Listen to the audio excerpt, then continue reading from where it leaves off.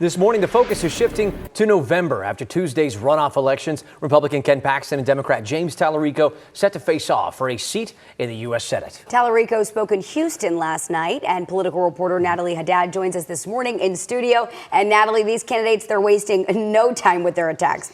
No time whatsoever, not on spending money and not on those spicy attacks, as I like to call them. All eyes on the Texas race. Republican Ken Paxton and Democrat James Talarico exchanging attacks already like this. Tofu Talarico, six-gender Jimmy. James Talarico is low T Talarico. I have a legislative record. Ken Paxton has a criminal record. Yikes. Yeah, that was Paxton on Tuesday night speaking after winning the Republican nomination for this race. And that was Talarico speaking last night, speaking at a rally in Houston.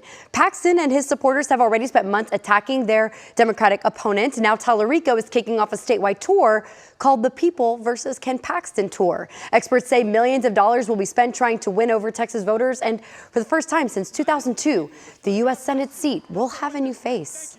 I think it's going to be as nasty as we have seen in Texas, and one of the nastiest races in the country. We put all of that together, and I think it gives Democrats their best opportunity in decades to actually win a statewide election.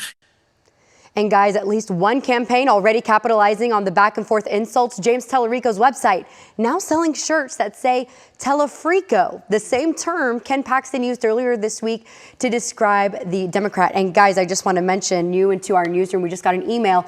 James Talarico raised $3 million 24 hours after Ken Paxton was announced as the Republican nominee in this race. So certainly a lot of money already being poured into this race. Yeah, it's within 24 hours. And Natalie, you're on our political show, Inside Texas Politics, where you all have spent time talking about the Cornyn and Paxton matchup. You know, are experts right? Will this get even more vicious heading into November? I said this yesterday, but I don't think there's going to be any mud left in Texas by Election Day in November. I think you're absolutely correct. $130 million was spent on ads, and that was just for the race to be the Republican nominee. That is record-breaking. So I think the analysis from Matthew Wilson, the SMU political professor, science professor that we just heard from, I think he's absolutely correct. I think this is going to be one of the most expensive races we have ever seen, and I don't mean that just for Texas. Yeah. And we're just getting a taste of it just to start. Those ads will probably start ramping up within a few weeks here, probably towards the end of the summer. Already started, guys.